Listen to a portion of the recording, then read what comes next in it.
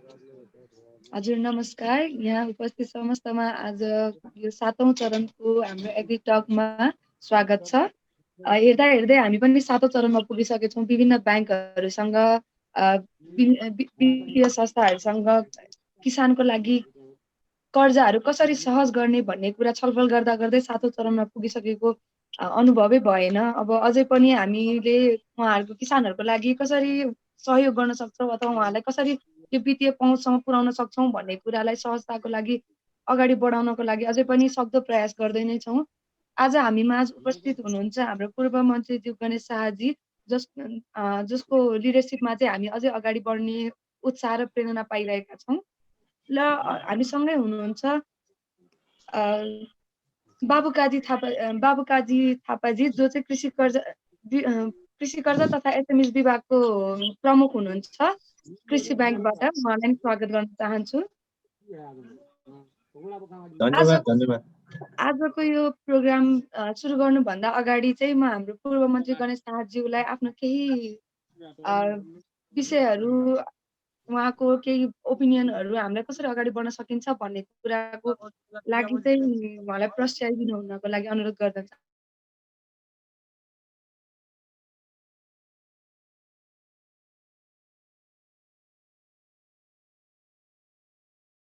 हाम्रो सचेतना अभियानमा चाहिँ आज चाहिँ हामी नेपालको सबभन्दा पुरानो कृषि क्षेत्रको पुरानो ब्याङ्क कृषि विकास ब्याङ्कको हाम्रो बीके थापाजीले आज चाहिँ प्रकाश पार्नुहुनेछ। यो अति नै खुसीको कुरो हो।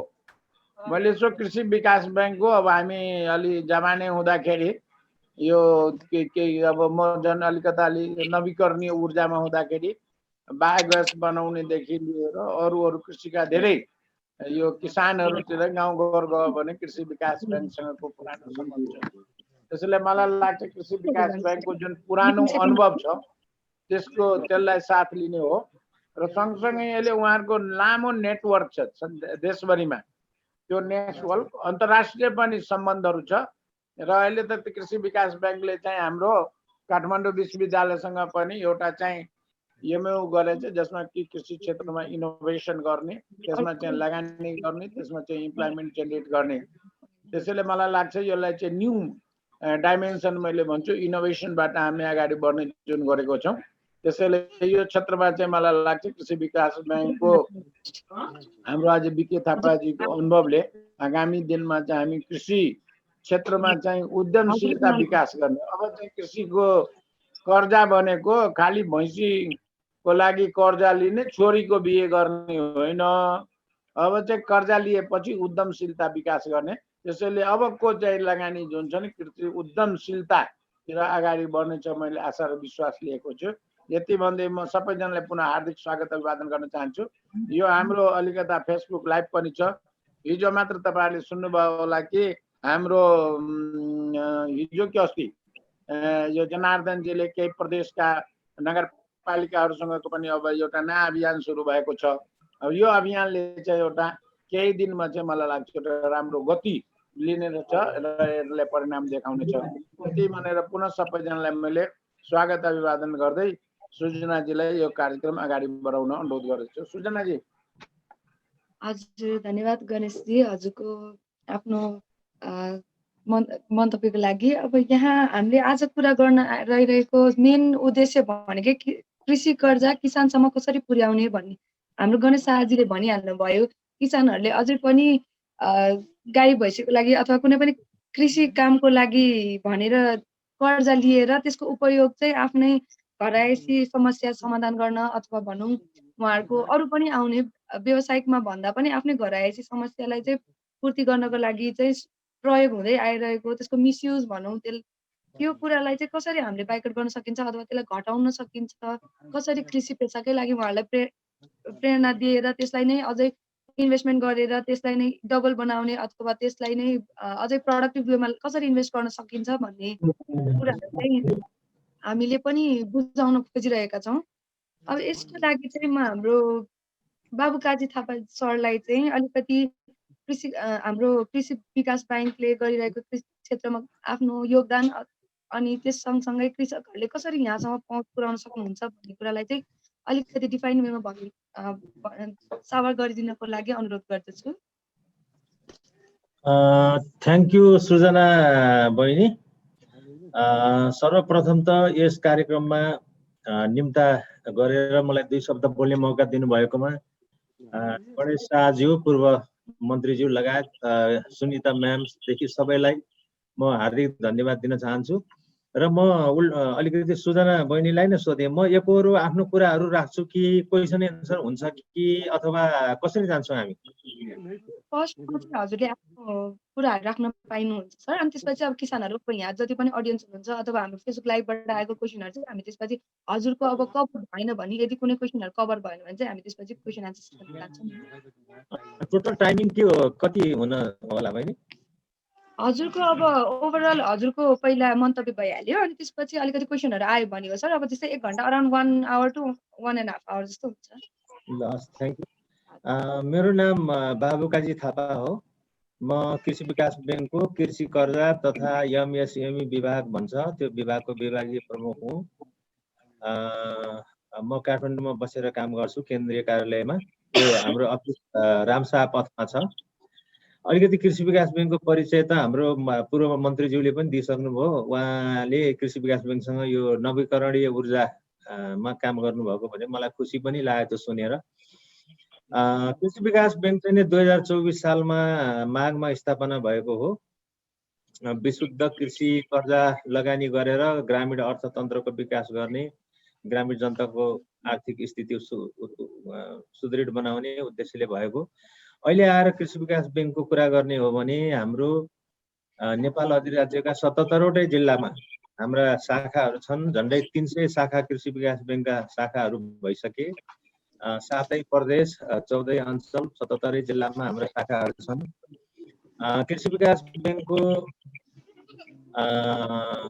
अब इतिहास हेर्ने हो भने हामी कृषि क्षेत्रकै लगानीलाई अगाडि बढाउँदै ल्याएर हामी यो अवस्थासम्म आइपुगेका हौँ। नाम नै हाम्रो कृषि विकास ब्याङ्क रहेको छ।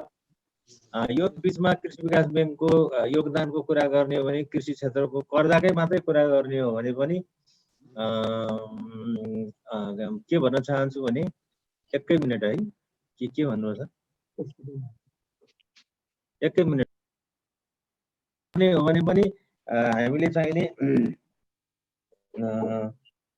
नेपालको अलिकति चाहिने कृषि क्षेत्रको ब्याकग्राउन्डहरू भन्नुपर्ने हुन्छ। त्यो भनेपछि बल्ल कृषि विकास ब्याङ्कको कर्जाको अवस्था आउँछ। म अलिकति त्यो टाइम लिउँ होला यहाँहरूको। जस्तै नेपालमा अहिले 26वटा वाणिज्य ब्याङ्क छन्। 26वटा वाणिज्य ब्याङ्कले गरेको लगानी मध्येमा कृषि विकास ब्याङ्कको मात्रै कृषि कर्जामा भएको लगानी हेर्यो भने 22 देखि 23-24% सम्म चाहिँ एक्लै कृषि विकास ब्याङ्कले होल्ड गरेको छ। अथवा यसरी भन्दा पनि हुन्छ, नेपालमा अहिले वाणिज्य ब्याङ्कहरूले गरेको लगानी झन्डै 38 खरब रुपियाँ दाम बजारमा लगानी भएको छ।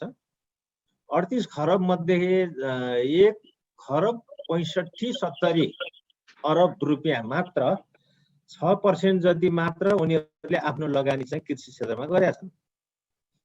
जबकि नेपाल सरकारको टार्गेट चाहिँ के हो भने आफ्नो कुल लगानीको 11% लगानी कृषि क्षेत्रमा तिमीले गर्नुपर्छ भनेर हरेक ब्याङ्क वित्तीय संस्थालाई निर्देशन गरेको अवस्थामा पनि त्यसको आधा जति मात्र कृषिमा लगानी भएको अवस्था छ। तर कृषि विकास ब्याङ्कको हकमा हेर्नुहुन्छ भने हाम्रो लगानी कुल लगानीको 32-33% लगानी चाहिँ कृषि क्षेत्रमा छ। र ओभरअल देशको कृषि क्षेत्रको लगानीमा कृषि विकास ब्याङ्कको हिस्सा भनेको झन्डै 25% छ। यसरी हेर्दाखेरि कृषि विकास ब्याङ्क नै एउटा पायनियर ब्याङ्क हो कृषिमा भनेर एउटा डाटाले यो देख्न सकिन्छ। र अर्को कुरा, नेपाल राष्ट्र बैङ्कको यो चालु आर्थिक वर्षको अस्ति असारमा चाहिने मौद्रिक नीति बजेट भाषण आयो, मौद्रिक नीति आयो। त्यसमा नेपाल सरकारले यसपालि कृषि विकास ब्याङ्कलाई तिमी चाहिँ कृषि क्षेत्रको लगानीमा चाहिने अलिकति विशिष्ट ब्याङ्क बनेर जानुपर्छ, तपाईहरूले नै कृषिको क्षेत्रको चाहिने एउटा लिड ब्याङ्कको भूमिका निभाउनुपर्छ भनेको हुनाले अहिले चाहिँ हामीहरूले टोटल लगानीको फोकस कृषि विकास ब्याङ्कले हामीले चाहिने कृषि क्षेत्रलाई गरेका छौँ। झन्डै 300 शाखा मध्येमा 184वटा शाखालाई त हामीले कृषि कर्जा लगानी गर्ने विशिष्टीकृत शाखा भनेर कृषि शाखा भनेर तोकेका छौँ, कृषि कर्जा गर्ने शाखा भनेर तोकेका छौँ। र यसलाई चाहिँ हामीले यसरी अगाडि बढाएको अवस्था छ। ब्याज दरको कुरा गर्नुहुन्छ भने अहिले बजारमा भएको ब्याङ्कहरू मध्येमा लगभग सस्तो मध्येहरूमा 3टा सस्तो ब्याङ्क मध्येमा हामी पनि पर्छौँ। हामीले 9% ब्याज दरमा वार्षिक ब्याज दरमा कर्जा लगानी गर्छौँ। त्यसमा पनि नेपाल सरकारले कृषिमा चाहिँ नि अनुदान दिने व्यवस्था गरेको छ। 5% चाहिँ सङ्घीय सरकारबाटै अनुदान पाउनुहुन्छ। यस हिसाबले हेर्दाखेरिमा ग्राहकले कृषि विकास ब्याङ्कमा कृषि कर्जामा तिर्नुपर्ने पैसा भनेको 4% हो। 4%मा हामीले कृषि कर्जा लगानी गरिरहेको अवस्था छ। अरू बाँकी अब कागजातका कुरा यी डिटेलमा भन्नुपर्ने अवस्था आयो भने चाहिँ म फेरि पछि भन्दै जाउँला। अझै के अगाडि बढाउँ कि अगाडि बढाउनुहुन्छ सर?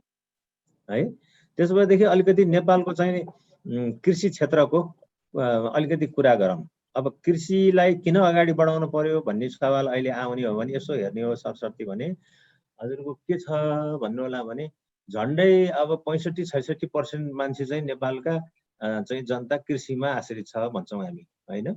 26-27% चाहिँ जिडिपीमा चाहिँ कन्ट्रिब्युट गर्छ, योगदान गर्छ यो कृषि क्षेत्रले मात्र। अनि त्यसै गरेर अब एउटा स्थिति हामी कृषि प्रधान देश भन्छौँ। अब यता आयात निर्यातको अवस्था हेर्यौँ भने गएको वर्ष नेपालमा 1200 अरबको चाहिँ आयात भएछ। टोटल कृषि के अरे टोटल वस्तु आयात भएको 1200 अरब। 100 अरबको मात्र नेपालबाट बाहिर गएछ, निर्यात भएछ भनौँ न। अनि तपाईको चाहिँ कृषि वस्तुको आयात मात्रै भन्सारबाट प्रज्ञापन पत्र काटेर बिल काटेर मात्र पनि गएको वर्ष 2 खर्ब झन्डै 45-50 अरबको चाहिँ नि कृषि वस्तु भन्सारबाट भित्रिया छ नेपालमा।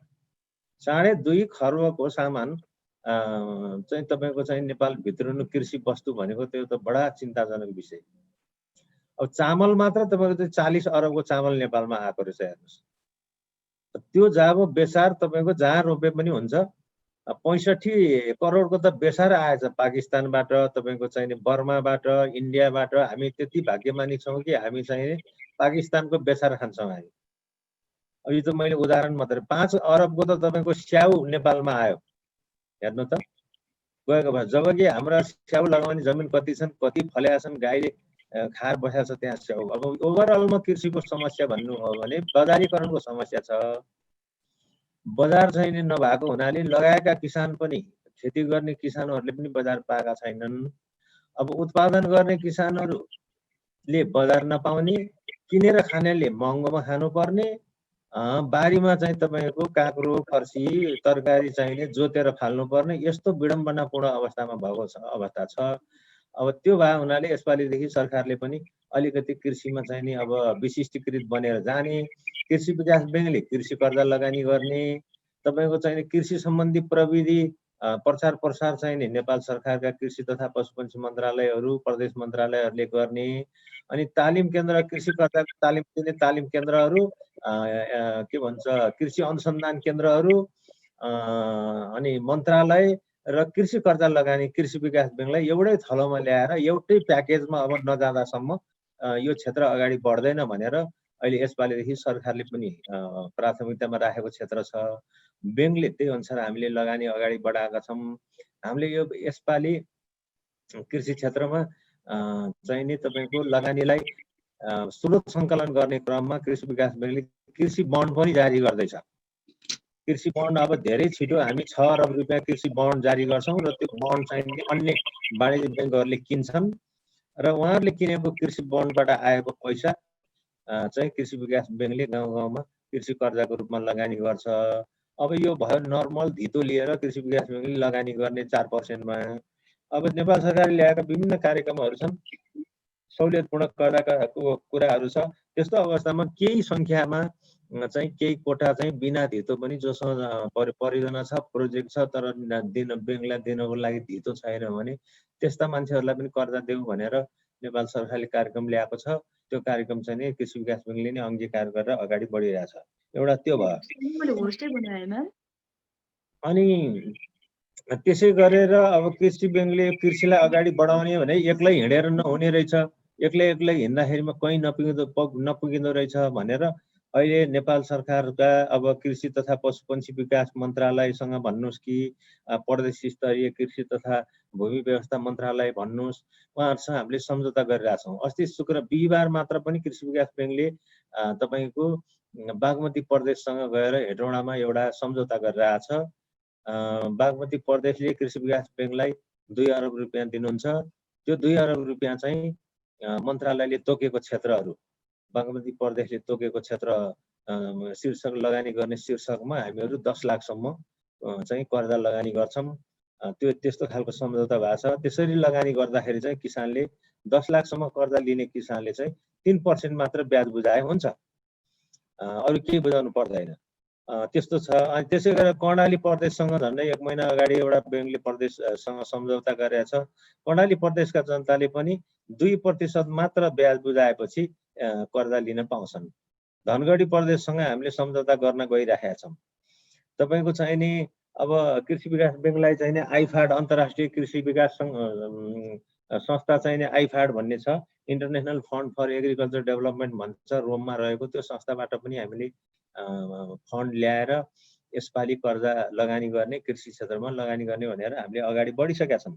अब यो केही समयपछि नै आइफाड सुरु हुन्छ। वर्ल्ड ब्याङ्कको चाहिँ नि सँग सम्झौता भएको छ फरेस्ट फर प्रोस्पेरिटी भन्ने प्रोजेक्टमा। कृषि विकास ब्याङ्कले त्यहाँबाट पनि ल्याएर यो कृषि र वन, त्यसमा चाहिँ विशेष गरी वनमा।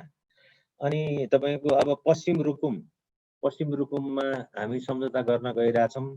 केही समयपछि छिट्टै अस्ति उहाँहरूले जनार्दन शर्माज्यू माननीय मन्त्रीज्यू को क्षेत्र पनि पर्छ, त्यो राष्ट्रिय वाणिज्य ब्याङ्कले सम्झौता गरिसक्यो भन्ने खबर आएको छ। अब हामी पनि धेरै छिटो मुसिकोट नगरपालिकामा सम्झौता गर्छौँ होला, जहाँसम्म लाग्छ मलाई, गर्छौँ। यसरी हेर्दाखेरिमा अब एक्लै हिँडेर नहुने रहेछ। विभिन्न सङ्घ संस्था, अन्तर्राष्ट्रिय सङ्घ संस्था, अब अघि माननीयज्यूले मन्त्रीज्यूले मुख्यमन्त्रीज्यूले पनि भन्नुभयो,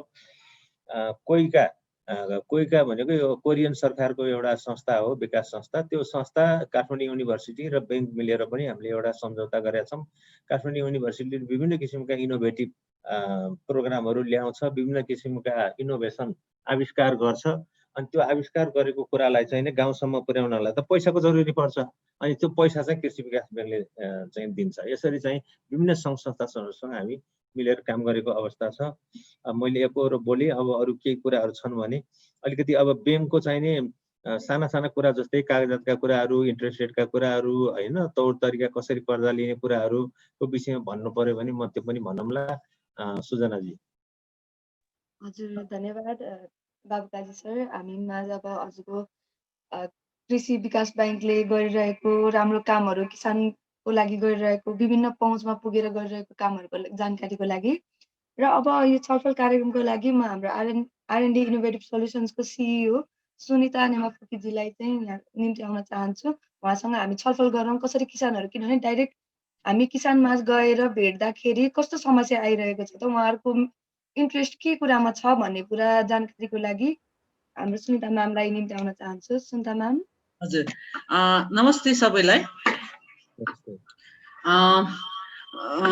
सबभन्दा फर्स्ट त सर, कृषि विकास मन्त्रालयले लगभग विश्वास गरेको अनि सधैँ कृषि विकास मन्त्रालयको बोर्ड अफ डाइरेक्टर एकजना आउन पाउने, कृषि विकास बैङ्कको आज हामीले कुरा सुन्न पाउँदा सम्भवतः यहाँ र पछि डिजिटल माध्यमबाट धेरै सुन्न चाहनु महानुभावहरूलाई एकदम उहाँलाई सहयोग पुग्ने छ भन्नेमा विश्वस्त छु।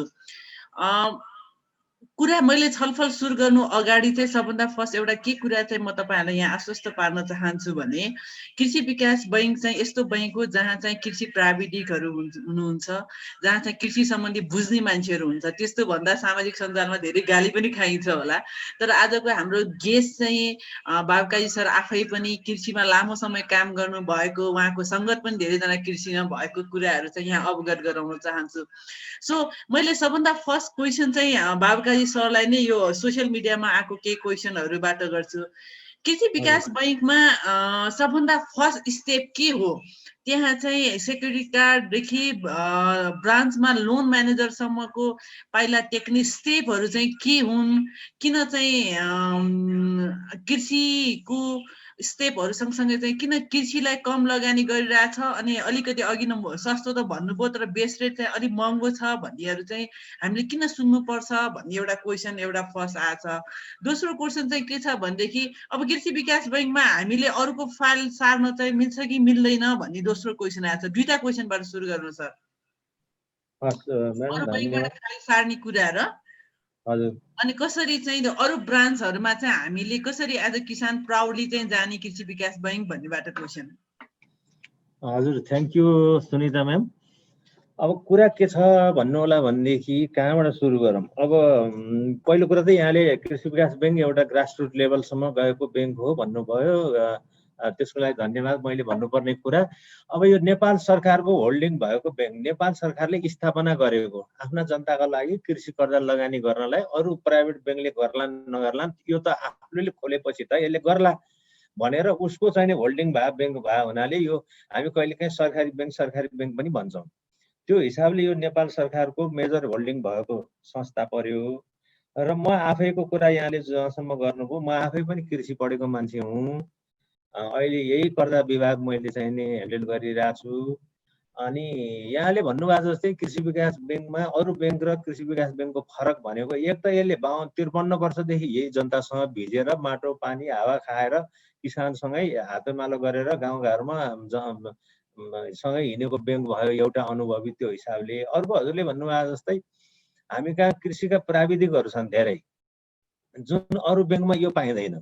हामीसँग झन्डै 470-72 जना चाहिने तपाईँको जेटिए लेभलदेखि लिएर माथि हाम्रो लेभलसम्मका साथीहरू प्रदेश प्रमुखहरू कृषि विज्ञान पढेका एमएससी पिएचडीसम्म पनि छन्।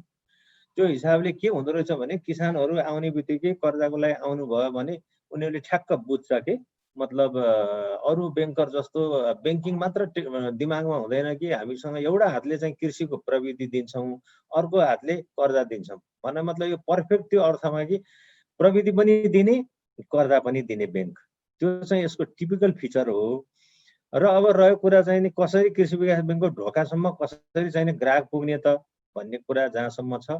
अब मलाई यो सोसल साइडमा बोल्न पनि एकदम डर, बेला बेलामा डर लाग्ने कारण एउटा डर लाग्ने, म बिचबिचमा यो युट्युबमा बोलिरहेको हुन्छु, म पनि दिइरहेको हुन्छु, फेसबुकहरूमा दिइरहेको हुन्छु। मैले धेरै गाली खाएको छु कि धेरै साथीभाइहरूले बिचरा मलाई गाली पनि गर्नुहुन्छ, तपाईँ बोल्नलाई यस्तो बोल्नुहुन्छ, तपाईँको शाखाले गयो भने शाखाले दिने होइन, गफ बढी मात्र हो, हुने केही होइन, यस्ता फकटिया कुराहरू नगर्नुहोस्, यस्तो यस्तो गाली पनि गरेको सुन्दा म त्यसलाई एकदमै साथीभाइहरूको त्यो दुःख पीडामा म आत्मसात गर्न पनि चाहन्छु। उहाँहरूले भनेको कुरा कति हदसम्म ठिक पनि होला, त्यो हिसाबले चाहिँ उहाँहरूको त्यसलाई हामीले फिडब्याकको रूपमै लिनुपर्छ। पाएनौँ, दुःख दियो भन्ने कुरा। अब यो मानवीय एउटा कुरा के हुँदो रहेछ भने मैले यहाँबाट बोल्नु र मेरा त्यही 300वटै शाखाका सबै कर्मचारीले मैले बोले सर सबैले त्यसरी नै लिइदेलान् नलिइदेलान् भन्ने कुरामा म सधैँ सचेत हुन्छु। गाह्रो छ, त्यति अनुसार भइदेला नभइदेला, हामी सधैँ ल है साथी यो कृषिमा अब जानुपर्छ भनेर कर्मचारीलाई उत्प्रेरित गरिरहेछौँ। तर कहिलेकाहीँ के भइदिन्छ भने यो म्यानेजरहरूलाई एक प्रकारको प्रेसर हुन्छ, लिमिटेड बजेट हुन्छ, कृषिमा लगानी गर्ने यो वर्ष तिमीलाई यति भनेर तोकेको हुन्छ, त्यो लिमिट क्रस भइसकेको हुन्छ कहिलेकाहीँ। अब हाम्रो किसान दाजुभाइ पनि कतिपय प्रक्रियाहरू नमिलाई जानुहुन्छ होइन, कागजात मिलाउन सक्नुहुन्न, अब धितोका कुराहरू मिल्दैन, धितो भने जतिको मूल्याङ्कन हुँदैन, ब्याङ्कको आफ्नै समस्याहरू छन्, त्यसले गर्दाखेरि पनि कति किसान दाजुभाइलाई पीडा भएको होला भने जस्तो कर्जा पाउनु भएको छैन। अनि लास्टमा ढोकाबाट निक्लिएपछि दिएन, यस्तो माग्यो त्यस्तो माग्यो, पैसा माग्यो आदि इत्यादि, त्यही त हो नि, चलेपछि कहिलेकाहीँ त्यस्ता कुरा पनि गर्नुहुन्छ। अनि त्यो कुरालाई पनि मैले त्यसलाई पनि पोजिटिभली नै लिन्छु। अनि यहाँनिर ब्याङ्क एउटा ब्याङ्क भइसकेपछि पैसा लगानी गर्नु मात्र होइन रहेछ।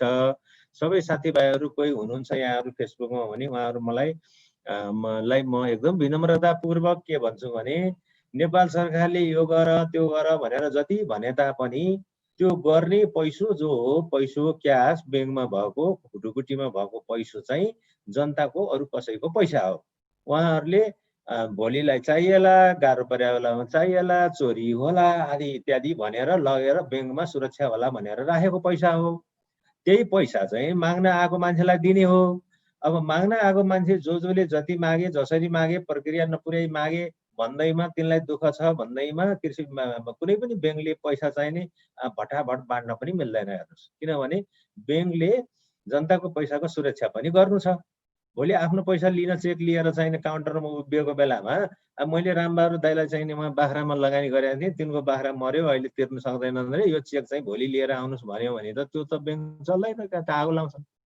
हेर्नुहोस् है, ब्याङ्क कति गाह्रो छ। यताको जनताको पैसा सुरक्षित गर्नु छ, यता सुरक्षित ठाउँमा लगानी गर्नुपर्ने छ, उतातिर ब्याङ्कमा लगानी गर्ने सेयर होल्डरहरूलाई डिभिडेन्ड हरेक साल फेरि डिभिडेन्ड पनि दिनु छ, नाफा पनि दिनु छ, ब्याङ्कलाई सुरक्षित रूपबाट सञ्चालन पनि गर्नु छ। गर्दाखेरि ओभरअलमा चाहिँ सबैले सधैँ कर्जा पाउँछन् भन्ने म ग्यारेन्टी गर्न पनि सक्दिनँ। एउटा कुरा त्यो पहिला मैले सुरुमा त्यो राखेँ। अब कुनै पनि एउटा कोरा मान्छे ब्याङ्कमा कसरी जाने, कृषि ब्याङ्कमा भन्नुहुन्छ भने कृषि विकास ब्याङ्कको वेबसाइटमा भिजिट गर्न सक्नुहुन्छ। यहाँहरू आफ्नो क्षेत्रमा कहाँ कृषि विकास ब्याङ्कका शाखा छन् त्यो तपाईँहरूले थाहा पाइहाल्नुहुन्छ। त्यहाँ यहाँहरू सोझै जानुहोस्। जाँदाखेरिमा यहाँहरूले दुईटा तिनवटा कुराहरूमा आफू क्लियर भएर जानुहोस्।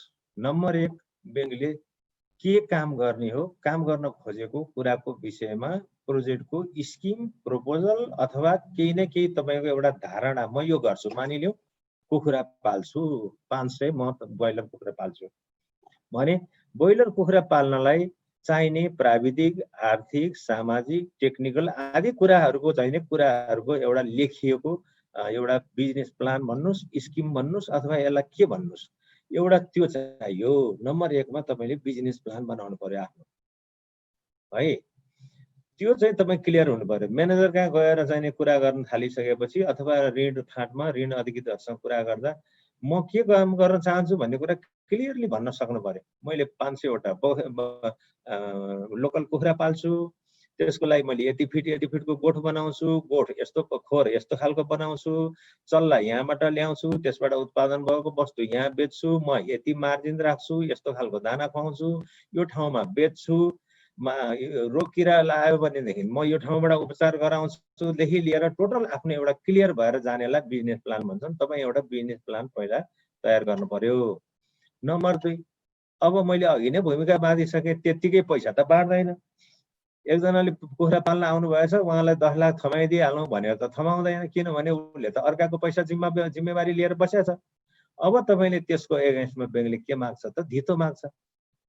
धितो म चाहिँ नि यो ठाउँको धितो दिन्छु, मेरो घर यस्तो छ, मेरो जग्गा यस्तो छ, यति फुटको बाटोमा छ, यति चलन चल्तीमा छ, सरदरमा मेरो जग्गाको घरको यति भ्यालुएसन छ, कति पैसा आउला भनेर भन्नको लागि चाहिँ तपाईँले एउटा धितो सम्बन्धी कुरा लिएर जानु पर्यो।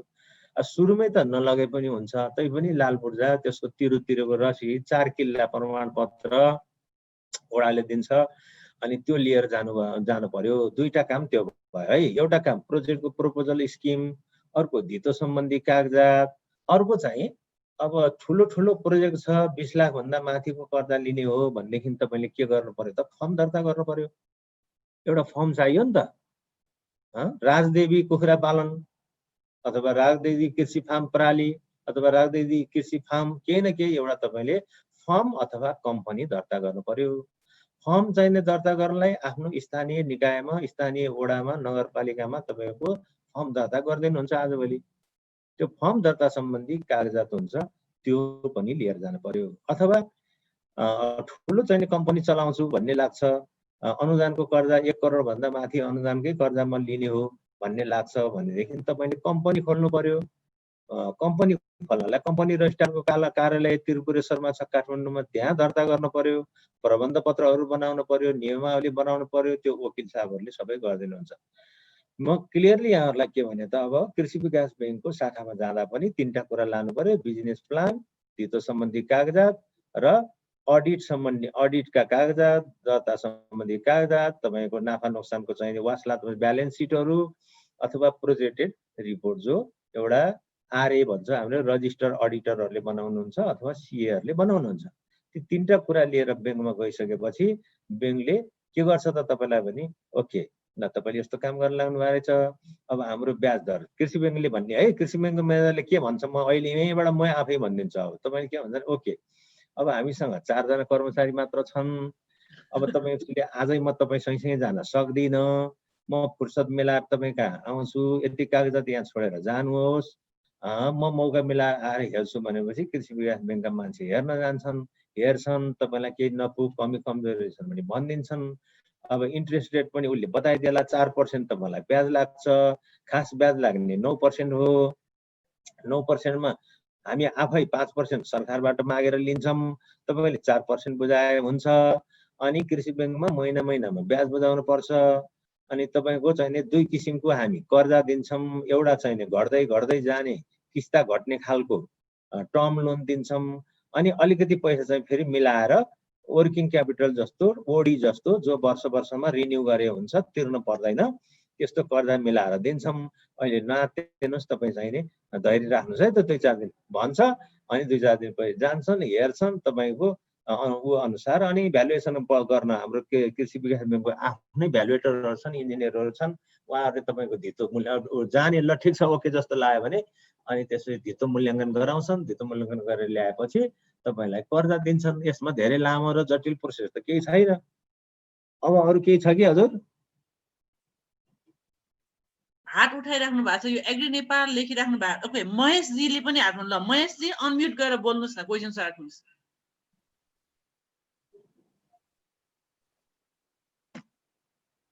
उहाँको अनम्युट भएको छैन महेशजी।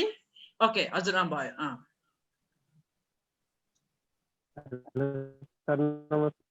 सुन्नुभयो? सुनियो हजुर। हजुर महेशजी सुन्यौ हामीले, भन्नुहोस् न, क्वेसन सोध्नुहोस्। सरले अब के भन्नुभयो, अब तपाईँले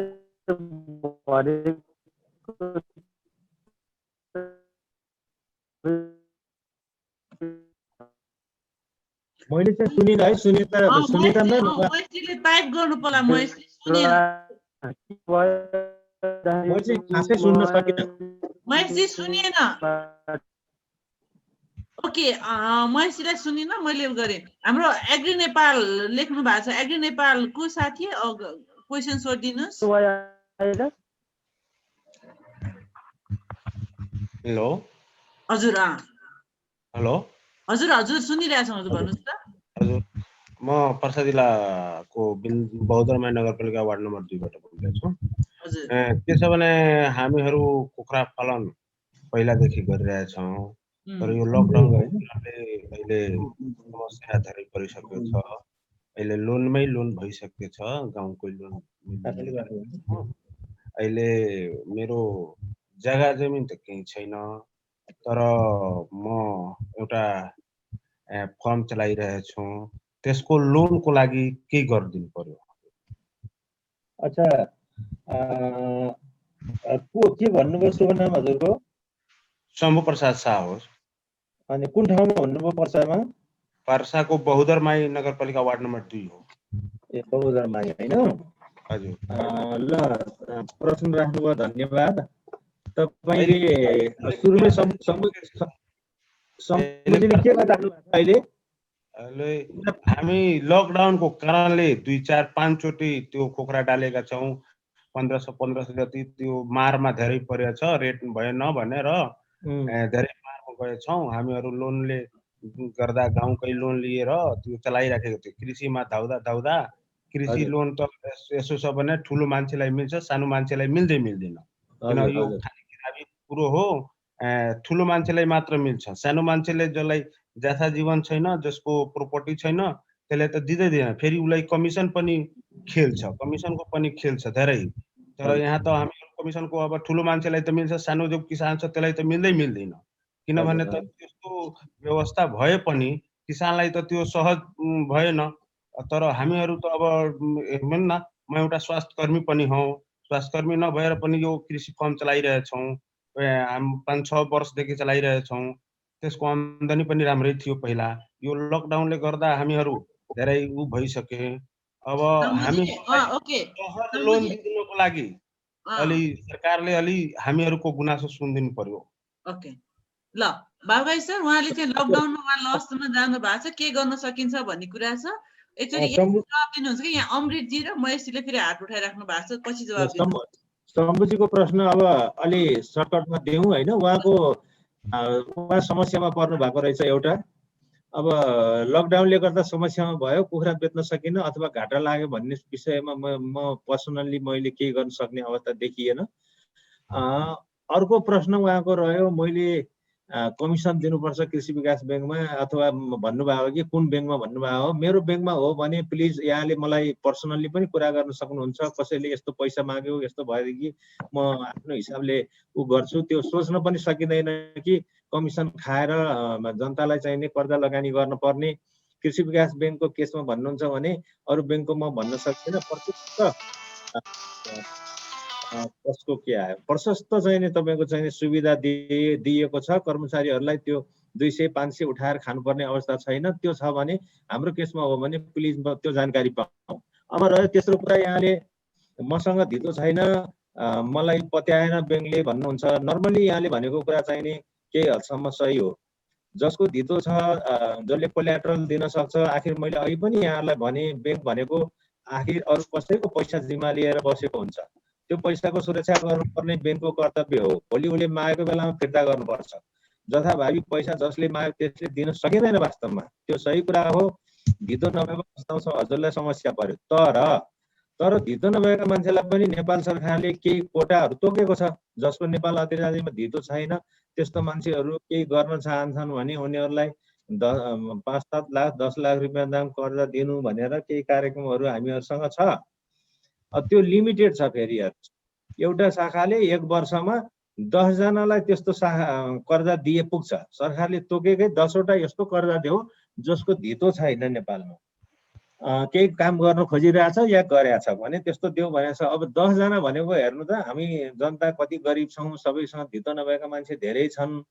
एउटा शाखामा 10 जना भनेको 12 महिनाभित्रमा त्यो म्यानेजरले या त दिइसक्यो होला या दिने क्रममा हुनुहुन्छ होला। त्यस्तो अब मैले ठ्याक्कै हजुरलाई म अहिले चाहिँ तपाईँको धितो छैन म तपाईँलाई कर्जा उपलब्ध गराइदिन्छु भन्न सक्दिनँ। तपाईँले मलाई मेसेज गर्न सक्नुहुन्छ। तपाईँले आफ्नो एड्रेस, तपाईँको नाम, ठेगाना म नजिकको आफ्नो शाखामा चाहिने रिक्वेस्ट गरिदिन सक्छु। म अहिले शम्भुजी मैले यति नै हो अहिले कुरा राख्ने। अरूको साथीहरू हुनुहुन्छ?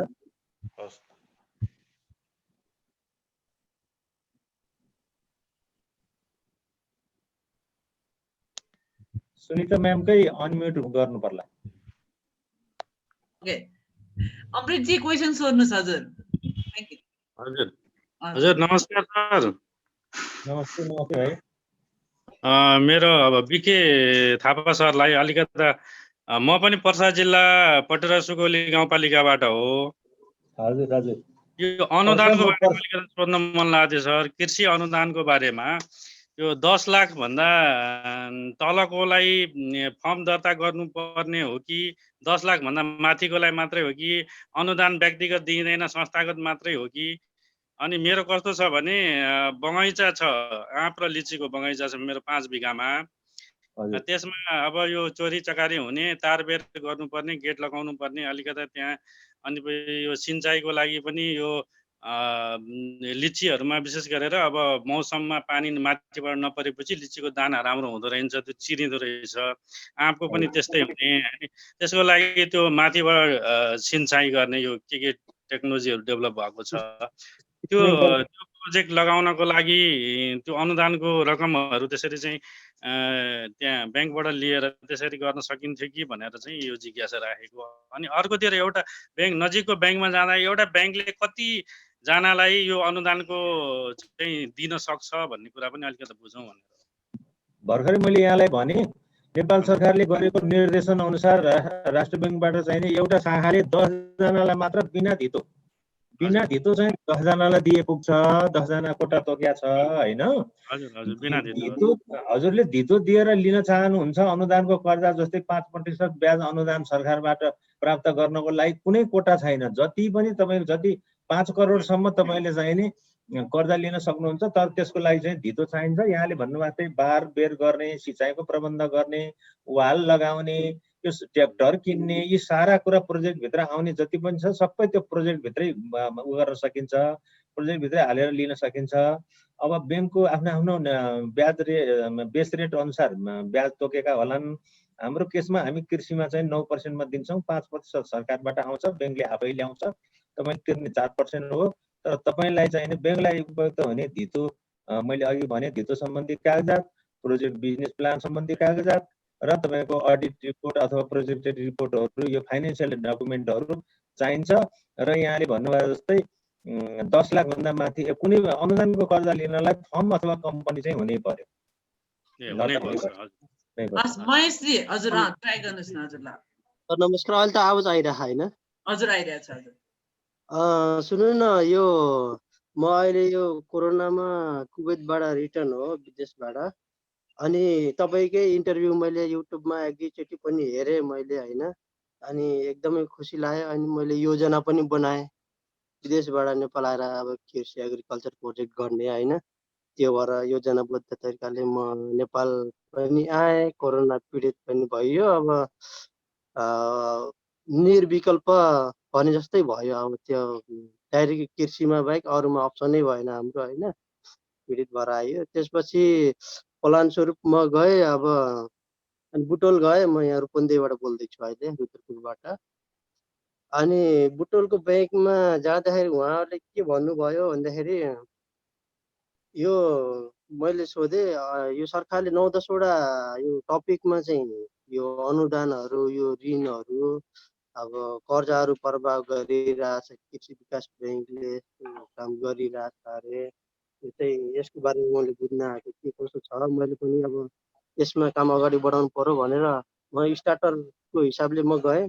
अनि उहाँहरूले के भन्नुभयो भन्दाखेरि, अब सरकारको अहिले सबै कार्यक्रम क्लोज भइसक्यो र त्यो पनि महिलालाई मात्र हो, पुरुषलाई होइन।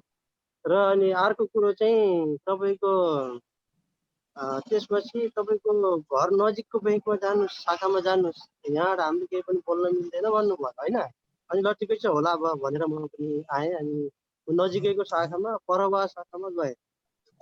मुर्गिया परवा शाखाको कृषि विकास ब्याङ्कमा गएँ र त्यहाँ लोन डिपार्टमेन्टका सरहरूलाई मैले भेट गरेँ।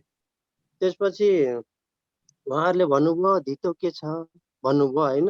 अनि मैले यो बिना धितोको ऋणमा मैले बिजनेस स्टार्ट गर्न लागेको हो। म पहिला बिजनेस स्टार्ट गरेको मान्छे होइन। म नयाँ अब युवाको हिसाबले प्रविधियुक्त तरिकाले कृषि क्षेत्रमा लाग्न चाहन्छु भने होइन। त्यसरी अब तपाईँको बिना धितो अहिले उपलब्ध हुँदैन, निश्चित कोटा हुन्छ। त्यो पनि अब हामीले यता आउँदैन, त्यो गाउँपालिकाहरूले उनीहरूले मिलाउने हो। अब त अरू ब्याङ्कमा पनि यस्तै कृषि कोटाहरू आउँछ, उता पनि हेर्न सक्नुहुन्छ भन्नुभयो। त्यसपछि अनि म लगभग 15-20 मिनट छलफल गरेँ। अनि उहाँले चाहिँ यो कोटाहरू छैन, यो सहकारीहरू मार्फत आउनुहोस्, यो विभिन्न यो सङ्घ संस्थाहरूले चाहिँ कहिलेकाहीँ स्पोन्सर गरेको हुन्छ सहकारी मार्फत, त्यताबाट आउनुहोस्, त्यो मिल्यो भने उताबाट पाइन्छ, नभए चाहिँ हामीलाई कोटै पुग्दैन, यहाँ 1-2जनाको हुन्छ भन्नुभयो होइन। त्यसपछि अनि मलाई बहुत चिन्ता लाग्यो। किन भन्दाखेरि अब हामीले कृषि विकास नामै कृषि विकास ब्याङ्क छ, त्यो त अब एकदमै सामान्य मान्छेले नि बुझ्छ नि, यसले कृषि सम्बन्धी केही न केही कार्यक्रम गर्छ। अनि म पनि सोचेँ अरू ब्याङ्कमा जानुभन्दा कृषि विकास ब्याङ्कमा जान्छु होइन। अनि उहाँले भन्नुभयो जब धितो सितो सबै लिएर जाने भने अरू ब्याङ्कमा भन्छ सजिलै इजिली लोन अभाइलेबल हुन्छ होइन र। अब त्यो कृषि विकास ब्याङ्कको नाम अनुसारको केही हिसाबको सहुलियत काम त भएन। अनि मैले सरलाई पनि भने मैले व्यवस्थित तरिकाले आधुनिक तरिकाले केज सिस्टमबाट ब्रोइलर पालन फुल्ली अटोमेटिक तरिकाले गर्ने मैले त्यो प्लान पनि मैले सुनाएँ। अब तपाईँको सिस्टमहरू के छ कसो छ, म कसरी अगाडि बढौँ भनेर म सबै बुझ्नको लागि गएको थिएँ। अब मेरो फर्स्ट स्टेपमै ढुङ्गा ठोक्के जस्तो भयो। अनि म निराश भएर फर्केँ। त्यसपछि अनि अहिलेसम्म म अब 3-4 महिना भयो सर, हेर्नुहोस् 2-3 लट पालेर मैले एकदम राम्रो यो नेपालमै एउटा डेमो जस्तै हुन्थ्यो होला यो केस सिस्टम चाहिँ। अनि अहिले म निराश अवस्थामा छु। अब 40 वटा बुल्डर पालेर बसेको छु हेर्नु सर। अब त्योभन्दा मेरो हैसियत पनि छैन। अहिले कोरोना पीडित भएर सरकारले नि 50,000 ऋणमा घर आउनु पर्यो हेर्नुहोस्। अब त्यसको लागि के गर्न सकिन्छ। यो परवा शाखामा जाँदाखेरि त्यस्तो भन्नुभयो सरहरूले। अनि बल्ल मलाई लाग्यो कि तपाईँले भनेको कुरा र यहाँ धेरै फरक पर्ने रहेछ होइन। त्यसपछि अनि उहाँहरूले पनि भन्नुभयो कि तपाईँले युट्युबमा हेरेर उहाँ भिडियोमा हेरेर उहाँ सरहरूले माथिकाले भने जस्तो यहाँ स्वाद छैन, यहाँ हुँदैन, त्यस्तो तरिकाले भन्नुभयो। अनि अब सरले बोलेको कुरा त अब विश्वसनीयता त घट्यो नि त। अब मैले धेरै इन्टरभ्यूहरू पनि हेरेँ उहाँहरूको, अब त्यो प्रोसेसहरू पनि अहिले जे भन्नुभयो त्यो पनि मैले ठिकै छु। कामको योजना, धितो लाल पूर्जा, अब यो फर्म महेश सर, दर्ताहरू होइन अरू साथीहरूको सबै चाहिँ हेरेको पालो मैले। अब एक क्वेसन धेरै छ हजुर। अँ, ल सर, बालगाई सर, सुन्नु न, होइन मैले तपाईँहरूले उहाँले गर्छु। अब यो यो दिने सिस्टम के हो, कस्तोलाई दिने हो, अब हामी काम गर्न महेश भाइ अब खोज्दाखेरि भयो हजुरको कुरा, महेश भाइको के कुरा हो। मैले बुझेँ। टाइम लिमिटेसनले गर्दा भाइलाई बिदाको सुनिता म्यामले बिदा गर्नु भइसक्यो। हजुर सुन्नु है मजाले। ओके, ल मलाई महेश भाइको चाहिने विदेशबाट फर्किएर हुँदा खाँदाको जागिर छोडेर आउनु परेकोमा मलाई दुःख लाग्यो सबैभन्दा पहिला। अनि खुसी यस अर्थमा लाग्यो कि कुनै पनि समस्याले एउटा राम्रै पक्ष पनि छ। तपाईँ कोभिडले गर्दाखेरि आफ्नो घरमा आउन पाउनुभयो, आफ्नो परिवारसँग बस्न पाउनुभयो, कुखुरा पाल्ने योजनाहरू बन्यो होइन। यही मुलुकमा यस्ता यस्ता भाइहरू, यस्ता होनहार युवाहरू चाहिने त्यहाँ जाने नै होइन। सकेसम्म हामी कहीँ गर्ने हो। अब तपाईँको मनमा यति भनिरहँदाखेरि चाहिँ गफ लगायो यो हाकिमले भन्ने चाहिँ पर्या होला फेरि होइन। अब तपाईँले कर्जा पाउनु पर्ने छ सबैभन्दा ठुलो कुरा। अब कर्जा पाउनलाई मैले अघि नै पनि भूमिका बाँधेको थिएँ। कृषि विकास ब्याङ्कले पैसा चलाउने भन्नुहोस्, कुनै पनि मान्छेले ब्याङ्कले चलाउने पैसा भनेको जनताको पैसा हो। जनताको पैसा चाहिने त्यसै बाँड्यो भने के अवस्था आउला तपाईँलाई म फेरि एकचोटि आग्रह गर्छु। तपाईँले तिर्नुहुन्छ भन्ने कुरा त हामीलाई लाग्छ। महेश भाइले पैसा दियो भने 10 लाख डुब्दैन म अहिले पनि भन्छु। तर इन केस तपाईँले कोल्याट्रल दिन सक्नु भएन र ब्याङ्कमा केही धोका भयो भने त त्यो 10 लाख त अर्को कसैको मान्छेको, अर्को श्यामबहादुरको पैसा हो नि त, सरकारले दिएको पैसा त होइन, जनताले राखेको निक्षेप चलाएको हो। त्यस कारणले ब्याङ्कहरू कहिलेकाहीँ हच्किन्छन्। त्यो हच्किने कारणहरू के पैसा माग्यो ह्यान त्यान केही भयो भन्ने कुरा हो जस्तो मलाई लाग्दैन।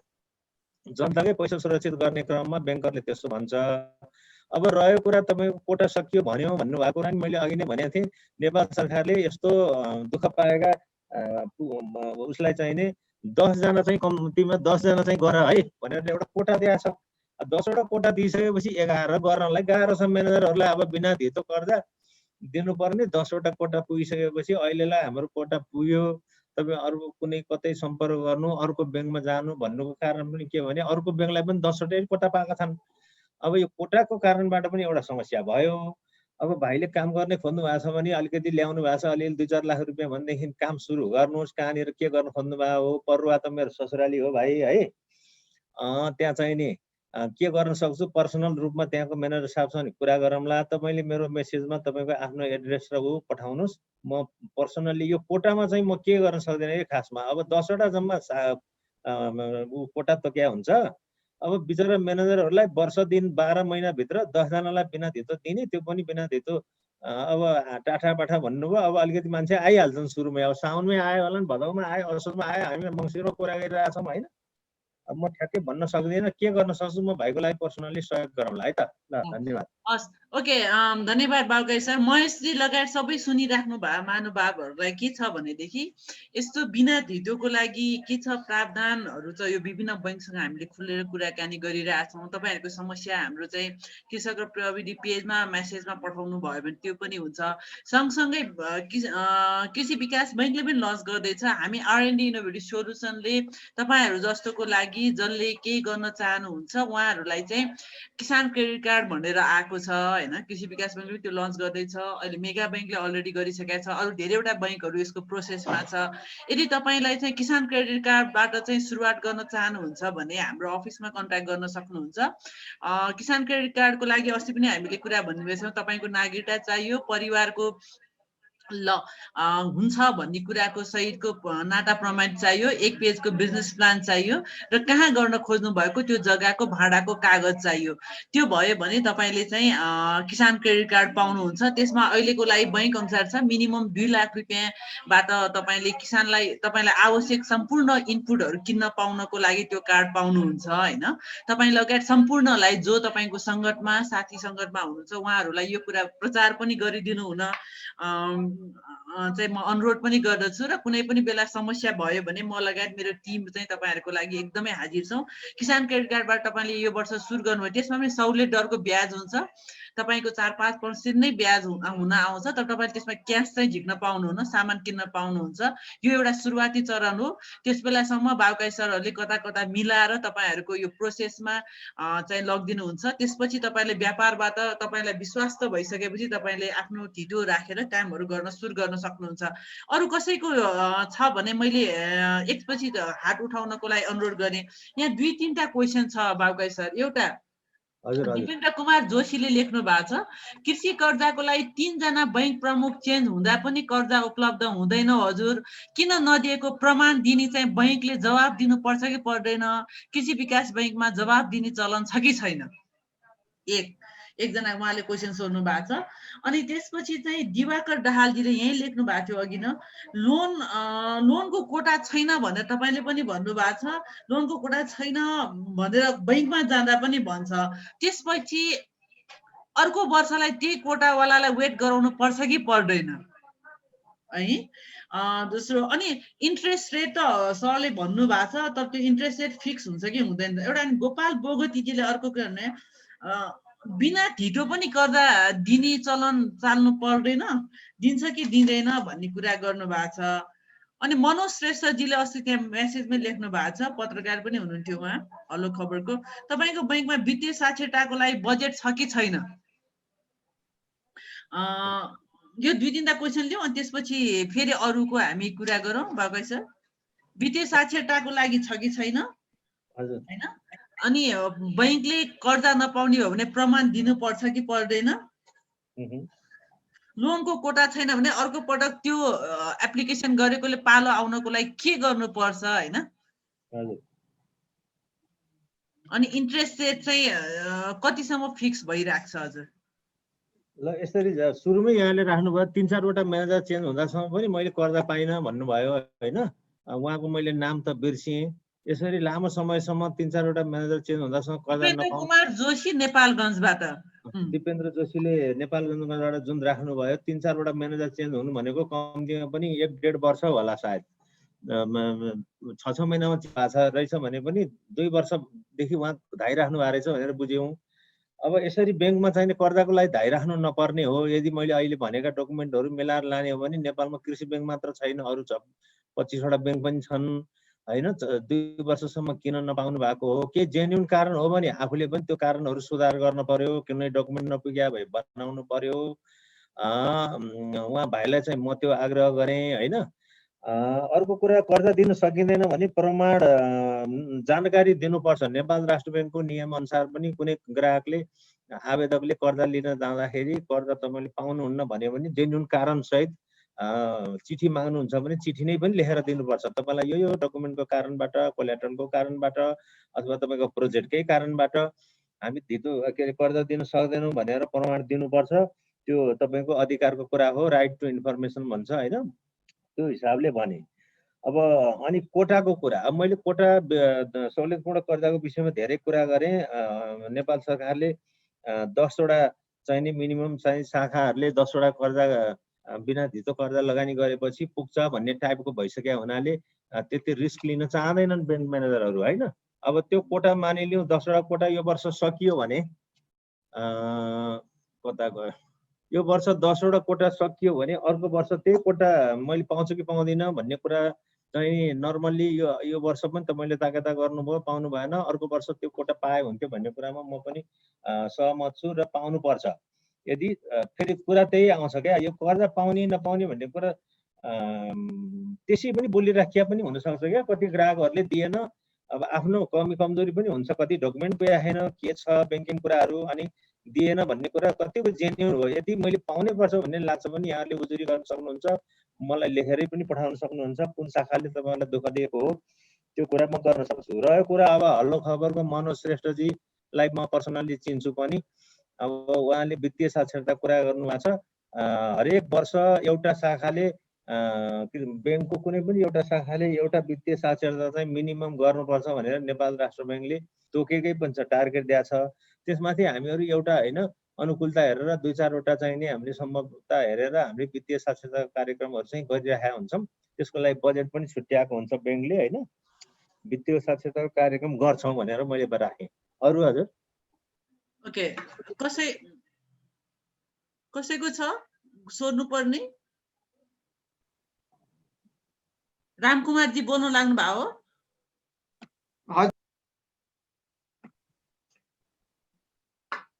हजुर रामकुमारजी एकछिन है, अनम्युट गर्नुहोस् हजुर। ओके हजुर। ए गरिसकेन मेम। सबैजना सर र मेमलाई नमस्कार। मेम म चाहिँ ढिलो आएको, यो कर्जा सम्बन्धी चाहिँ के डकुमेन्टहरू अनिवार्य चाहिन्छ? म चाहिँ ढिलो आएको, मलाई त्यो डकुमेन्ट सम्बन्धी थाहा भएन, म अलि ढिलो जोइन गरेको त्यो। अनि डकुमेन्टहरू लोन लिँदाखेरि के डकुमेन्टहरू प्रष्ट रूपले चाहिन्छ कि दोस्रो चोटि झन्झटिलो नहोस् भनेर? ओके भाउकै सर फेरि 2% को जुन ब्याज दर छ नि। ओके रामु सर, हुन त भाउकै सर जस्तै हजुर रामु कुशवाजी सम्बन्धी कर्जा लिँदाखेरि चाहिँ डकुमेन्टहरू के अनिवार्य चाहिन्छ त्यो डकुमेन्टहरू? अनि त्यो हाम्रो जस्तो म पर्सा जिल्ला बिरगञ्ज सम्बन्धी रिलेटेड मान्छे हो। अनि त्यहाँ जस्तो मैले कृषि सम्बन्धी मेरो त्यो बख्रा फालम र अर्को त्यो मेरो माछा पालन छ। अनि म त्यहाँ लोन लिँदाखेरि मलाई 2% त्यो लोन पाउँछ कि पाउँदैन? त्यो हल्ला मात्रै हो कि सहुलियत दरको 2% लोन के छ? त्यही म थापा सरसँग अलिकति प्रश्न पारिदिनु भन्न अनुरोध गर्दछु। ल कुशवाजी धन्यवाद। पर्साबाट आज धेरै साथीहरू आउनुभयो। म पर्सामा 1 वर्ष बसेको। तपाईँ कुन गाउँको हो? सुगौली पटेरुवाको आउनुभयो, बहादुर कालिकामाई गाउँको मुल्ली गाउँको कालिकामाईको। ल खुसी लाग्यो। अब यस्तो मैले अघि पनि भनिसकेको छु, तर नर्मली छोटकरी मैले 3टा डकुमेन्ट तपाईँले, हुन त तपाईँ एकदम युवा देख्नुहुन्छ, यो किन हल्लाको पछाडि लाग्ने? सोझै ब्याङ्कभित्र प्रवेश गर्ने र एउटा लिस्ट दिन्छ तिनीहरूले, चेक लिस्ट ब्रान्च म्यानेजरले अथवा त्यहाँ रेन्टको साथीले, मेरो ब्याङ्कमा कर्जा लिनको लागि यो डकुमेन्ट चाहिन्छ भनेर 1 पेजको प्रिन्टेड बनाएर राखेको छ। मोटरसाइकलमा खुरेर जाने, स्वाट त्यो प्रिन्टर 1 कपी लिने र घर जाने। अब त्यति सजिलो छ। उस्तै परि ब्याङ्कको वेबसाइटको हेरे हुन्छ अहिलेको जमानामा। तैपनि म सम्बुजीलाई अरू साथीहरूलाई पनि यो कुरा हुने गरिकन रामुजीलाई मैले के भने 3 किसिमको डकुमेन्ट चाहियो। तपाईँले के काम गर्ने त्यसको बिजनेस प्लान चाहियो, स्किम। त्यो स्किम तपाईँ आफै बनाउन पनि सक्नुहुन्छ। अङ्ग्रेजीमा लेख्नुपर्छ भन्ने छैन, नेपालीमा लेखे पनि हुन्छ। 8-10 पेज जति सक्नुहुन्छ तपाईँले चाहिने त्यो परियोजना सम्बन्धी त्यसको प्राविधिक पक्ष, त्यसको आर्थिक पक्ष, त्यसको सामाजिक पक्ष, त्यसको धितो दिने पक्ष, त्यसको चाहिने बजार पक्ष, त्यसको चाहिने तपाईँको चाहिँ मार्केटिङपछि के भन्छ म्यानेजमेन्ट व्यवस्थापन पक्ष, सबै कुराहरू खण्ड खण्ड मिलाएर आफ्नै हातले खुइ लेखे पनि भयो। एउटा चाहियो बिजनेस प्लान। दोस्रो चाहियो तपाईँले दिने धितो सम्बन्धी कागजात, लाल पूर्जा, 4 किल्ला, तिरेको रसिद सम्बन्धी धितो सम्बन्धी 2टा। तेस्रो तपाईँले आफ्नो फर्म दर्ता सम्बन्धी, फर्म भएदेखि फर्म दर्ता सम्बन्धी कागजात, कम्पनी भए प्रबन्ध पत्र नियमावली कागजातहरू, के अरे अडिट रिपोर्टहरू, प्रोजेक्टेड रिपोर्टहरू। त्यो चाहिँ तपाईँको ठुलो प्रोजेक्ट हो भने तपाईँको सीएले बनाइदिन्छन् अथवा आरए रजिस्टर्ड अडिटर के भन्छ त्यो लेखा परीक्षकहरूले बनाइदिनुहुन्छ। गर्दा 3 किसिमको डकुमेन्ट चाहियो रामुजी है त। अनि 2% भन्नुभएको छ, कृषि विकास ब्याङ्कको 2% होइन 4% कर्जा 4% लाग्छ। ओके हस् हस् बाबुगाई सर, यहाँ कोही हुनुहुन्छ? कसैले अनम्युट गरेर बोल्नु होला, कसैले बोल्नु छ भने चाहिँ वा हात उठाइदिनु होला। ओके छैन जस्तो लागिरहेछ। एउटा क्वेसन छ सोसियल मिडियामा पहिले टिपाइराख्नु भएको क्वेसन चाहिँ यो मेसिनहरूलाई चाहिँ कृषि लोन कसरी दिने हो, मेसिनहरूको लोनको कुनै प्रावधान छ भन्ने कुरा छ एग्री मेसिनरीहरूको बाबुगाई सर।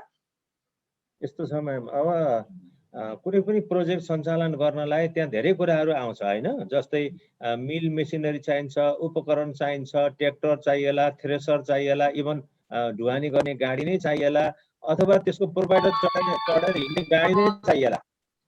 प्रोजेक्ट अनुसार त प्रोजेक्टको तपाईँ हामी एउटा हाइलक्स गाडी पनि दिन सक्छौँ।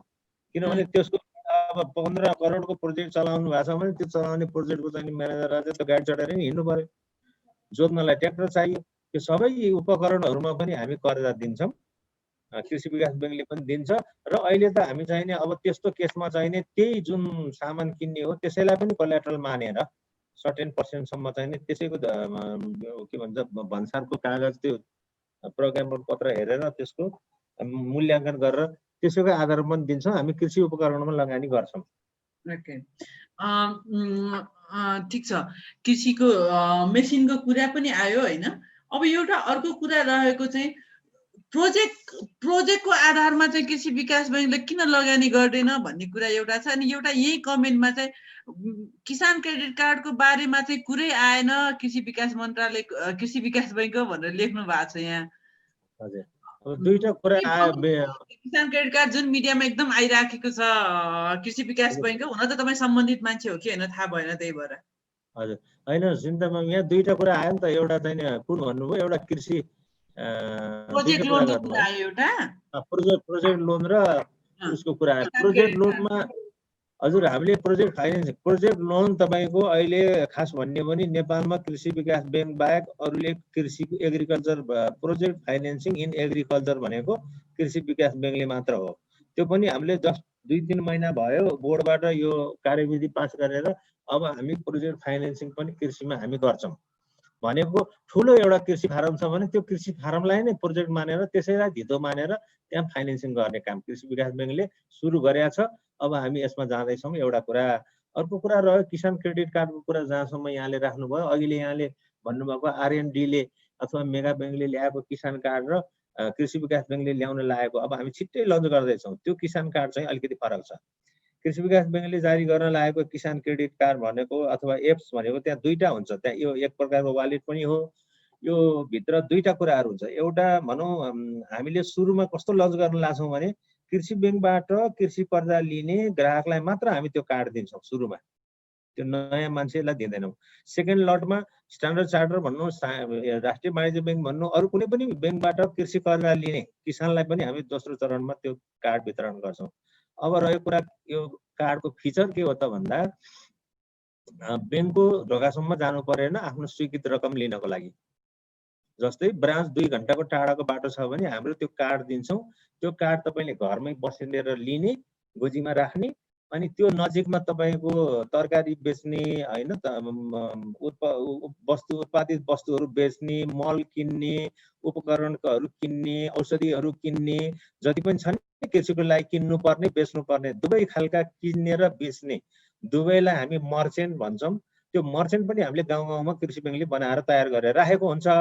अनि त्यो मर्चेन्ट कहाँ गएर किन्दा बेच्दा त्यही कार्ड युज गरेर तपाईँले ट्रान्जेक्सन गर्न सक्नुहुन्छ। तपाईँको खातामा भएको 2 घण्टा टाढाको ब्याङ्कमा भएको खातामा भएको पैसा घट्ने बढ्ने क्रम किन्दाखेरिमा घट्ने भयो, बेच्दाखेरिमा तपाईँको खातामा पैसा जम्मा हुने भयो। त्यो मर्चेन्ट मार्फत हामी एमपस एउटा मेसिन हामी त्यहाँ राख्छौँ मर्चेन्टका, अनि त्यसरी त्यो कार्डले काम गर्छ। यो कार्डको उपयोगिता भनेको सिम्पली के हो त भने ब्याङ्कसम्म गइराख्नु परेन, आफ्नो स्वीकृत रकम गाउँ गाउँमा चाहिँ आफ्नो खर्च गर्न पाइयो। त्यस पछाडि अब अनुत्पादक काममा खर्च गर्न चाहिँ हामी दिन्नौँ। त्यो कार्ड भोटेर रेस्टुरेन्टमा खाना खान चाहिँ दिँदैन ब्याङ्कले होइन, कृषिकै प्रयोजनको लागि चाहिँ दिन्छ। एउटा त्यो फाइदा भयो। अर्को फाइदा चाहिँ नि अब तपाईँको पैसा लिएर हिँड्नु परेन। अब सुरक्षाका कुराहरू त भए किसान क्रेडिट कार्डको। अनि त्यसको अलावा चाहिँ तपाईँ के गर्न सक्नुहुन्छ, आफ्नो क्षेत्रमा को चाहिँ कृषिको चाहिँ उपकरण बेच्ने मान्छे छ, कोले चाहिँ उत्पादित सामग्री बेच्ने मान्छे छ, मल बेच्ने मान्छे कहाँ कहाँ छन्, को छन्, ट्र्याक्टर बेच्ने मान्छे कहाँ छन्, को छन् देखि लिएर त्यो खेती कसरी गर्ने, खेती गर्ने प्रविधिहरू के हो, माटो कस्तो रोप्ने, कस्तो रोग किरा लाग्यो भने कसरी गर्ने भनेर त्यो सबै लिङ्कहरू त्यसमा हामी लिङ्क गराउँछौँ। र इभन तपाईँ आज कृषि मन्त्रीजीले के भन्नुभयो भन्नेसम्मको समाचारहरू सबै लिङ्क हुने गरिकन किसानलाई यो जानकारी पनि दिन्छौँ। क्लाइमेट रेसिलियन्सको कुराहरू हुन्छ, आज मौसम कस्तो हुन्छ, भोलि 1 हप्ताभित्र होइन बाली विशेषमा केही क्षति पुग्नेवाला छ कि, त्यस्तो पनि सहितको एउटा किसान क्रेडिट कार्ड हो। यसले दुईटा काम गर्छ, एप्लिकेसन पनि हुन्छ यसमा, पैसाको कारोबार पनि हुन्छ, कृषि सम्बन्धी जानकारी पनि हुन्छ। र त्यो हामी छिटै लन्च गर्न गइरहेछौँ म्याडम।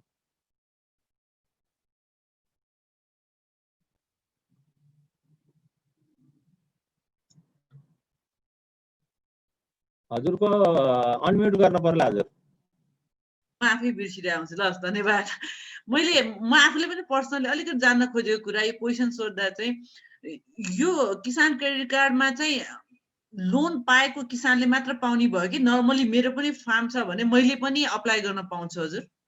यो फर्स्ट म अहिले यहाँको त्यो सुनेर मलाई नि एकदम चासो लागिरहेको थियो। जस्तै एउटा एप्लिकेसन दिनुहोस् हामी 2 लाख रुपियाँ दिन्छु भन्नुभयो, के कसो हो त्यो किसान कार्ड र हाम्रो किसान कार्ड फरक हो। हामीले अहिले फर्स्ट लटमा चाहिने कृषि विकास ब्याङ्कमा कर्जा लिने कर्जा ग्राहकलाई मात्र दिने हो। सेकेन्ड लटमा अन्य ब्याङ्क वित्तीय संस्थामा पनि कृषि कर्जा लिने ग्राहकलाई दिने कार्ड हो यो। उहाँहरूले स्वीकृत गरेर ब्याङ्कमा स्वीकृत गरेर राखेको पैसाको सजिलोसँग सुरक्षित रूपले गाउँमा घरमा बसेर प्रयोग गर्न पाउने उपकरण प्लस खेतीबाली गर्ने पशुपालन गर्ने त्यो प्रविधिको जानकारी मौसम सम्बन्धी जानकारीहरू सबै घर बसेर गर्न पाउने मात्र हो। यो कार्डकै एउटा कार्ड लिएको कारणबाट यति लाख रुपियाँ ब्याङ्कले दिन्छ भन्ने त्यस्तो खालको कार्ड होइन यो। ए ओके हस् धन्यवाद। मैले तपाईँलाई बुझाउन खोज्दा चाहिँ हामीले दिइराखेको वा हामी त एउटा माध्यम मात्र भयौँ। हाम्रो मुख्य उद्देश्य चाहिँ के हो भने जस्तै अघि न महेशजीले कुरा गर्नुभयो सुरुवात गर्नलाई हाम्रो अब अघि न शम्भुजीले कुरा गर्नुभयो उहाँलाई अहिले लस भएको छ नि त्यो लसको बेलामा चाहिँ क्रेडिट स्कोरको आधारमा वा हामीले चाहिँ क्रेडिट एसेसको लागि चाहिँ काम गरिराखेको हो। त्यो जस्तै कृषि विकास बैङ्कले पनि हामीलाई त्यो कुरामा सपोर्ट गर्न सक्नुहुन्छ।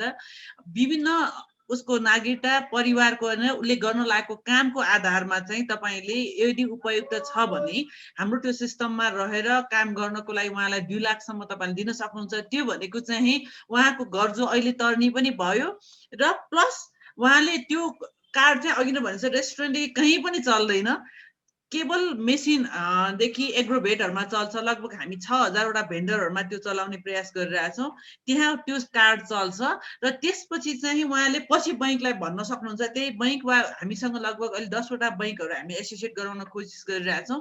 ती बैङ्कहरू सबैलाई चाहिँ उहाँले बिस्तारै चाहिँ अब मलाई 10 लाख दिनुहोस् 20 लाख दिनुहोस् भनेर जान सक्नुहुन्छ। एउटा क्रेडिटको एसेस गर्नको लागि चाहिँ हामीले त्यो काम गरिराखेका हौँ। यसको विस्तृत अझ हामीले तपाईँले फर्स्ट सिरिजमा पनि सुन्न सक्नुहुन्छ यहाँ उपस्थित सबैजनाले।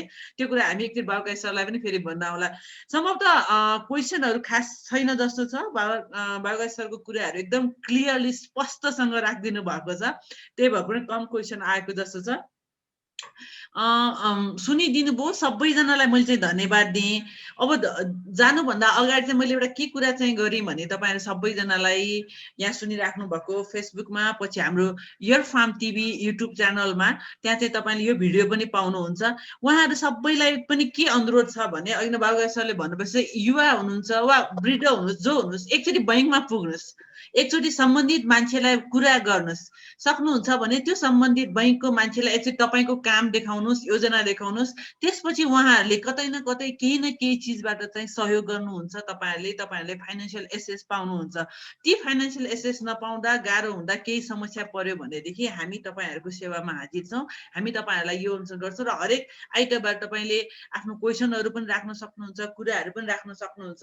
त्यसरी चाहिँ अगाडि बढ्नु सक्छ। बाबुकाई सर अन्तिममा हजुरलाई केही भन्नु छ?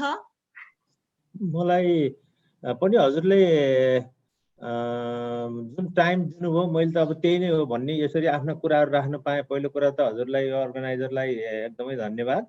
म साथीहरूलाई त्यही नै भन्छु, अब धेरै गफ गरे जस्तो नहोस्। हामी यस्तै युवाहरूलाई विशेष गरी तपाईँहरू जस्तै युवाहरू जो विदेशबाट फर्केर आउनु भएको छ, आफ्नै परिवारसँग बसौँ, आफ्नै चाहिने खेत खलो खनौँ, केही गरौँ, अलिकति डिजिटल्ली गरौँ, जे गर्दाखेरि पनि अलिकति आधुनिक हिसाबले गरौँ। फर्केर फेरि तपाईँहरूले त्यही कतारको अरबको या जापानकै पनि अथवा कुनै मुलुककै विदेश जस्तै सुकै मुलुक अर्का मुलुक जानु राम्रो कुरा होइन, त्यता जान नपरोस्। आउनुहोस्, हामी मिलेर हातेमालो गरेर काम गरौँ। कृषि विकास ब्याङ्कको शाखाहरूमा जानु, त्यहाँ कतै केही दुःख भयो भने तपाईँले सोधै मेरो नाम पनि त्यतिखेरै लिनु होला। त्यति लियो भने तपाईँलाई अलिक सजिलो हुन्छ। मैले उहाँसँग कुरा गरेर आइरहेको छु भन्नु होला त्यस्तो भयो भने। अनि केही समस्या भयो भने मलाई पर्सनल्ली तपाईँले उ गर्न सक्नुहुन्छ। र तपाईँहरूले गाली गरे पनि जतिखेर म त यो युट्युबहरू पटक पटक त्यो दिइरहेको हुन्छु, त्यहाँ धेरै कुराहरू आउँछ, मलाई आनन्द नै आउँछ। गाली गर्दा चाहिँ मलाई बढी मजा लाग्छ, किनभने हामीले गल्ती गऱ्यौँ र त गाली गरे हुन्छ नि।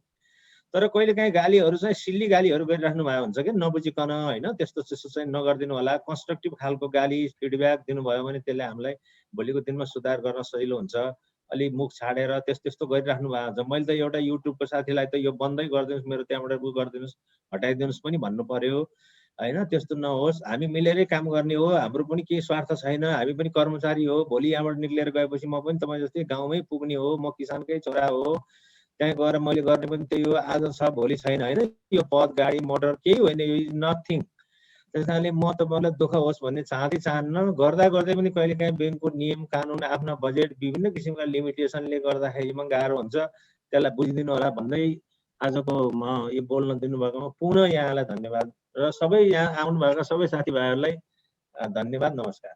हजुर, के प्रकाशजीले हात उठाउटै हुन्छ, बोल्न चाहनु भयो हो प्रकाशजी? अनम्युट गर्नु होला प्रकाशजी। नभए मैले सुजना म्यामलाई दिएँ। सुजना म्याम, प्रकाशजीले बोल्न चाहनु भयो? अनम्युट गरेर आउनु त प्रकाशजी।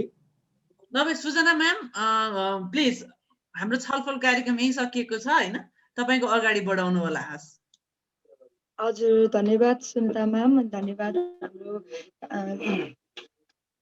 सबै यहाँ उपस्थित महानुभावहरूलाई, अनि बाबु काजी सरलाई पनि जसले हामीलाई अपूर्ण जानकारी दिनुभयो।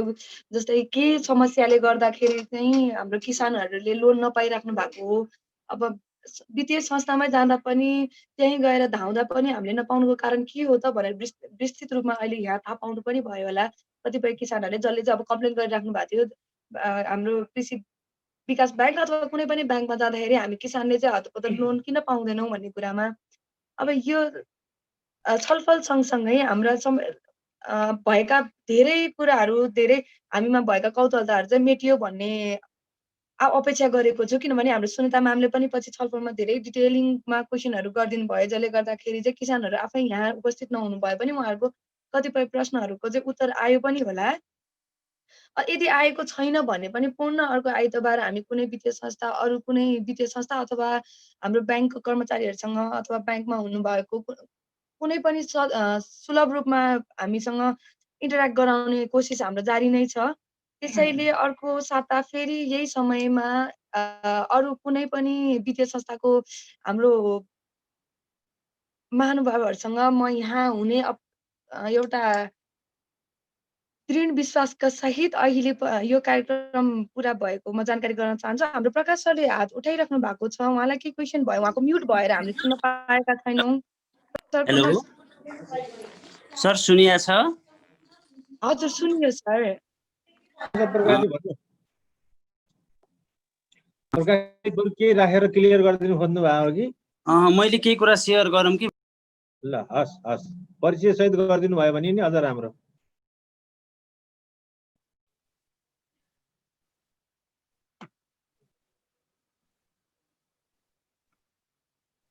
प्रकाशजीको गयो फेरि जस्तो लाग्छ।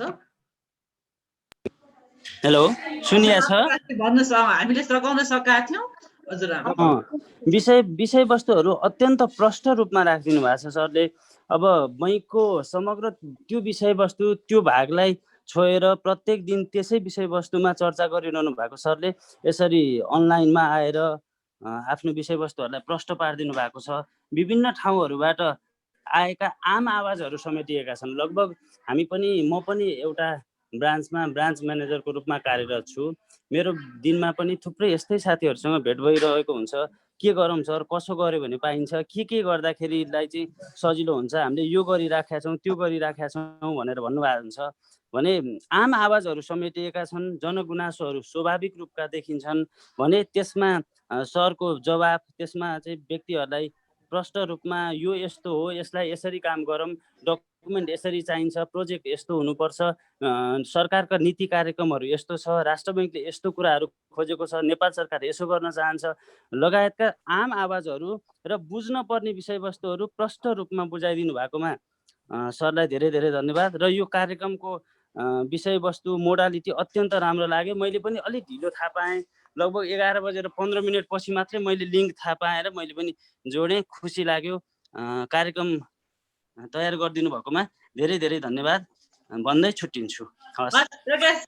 प्रकाशजी अर्को हप्ता भेटौँला। हस्, थ्याङ्क यू भेरी मच सबैजनालाई। अर्को हप्ता फेरि भेटौँला, प्रचार गरिदिनु होला। हस्, एकदम धन्यवाद। हस्।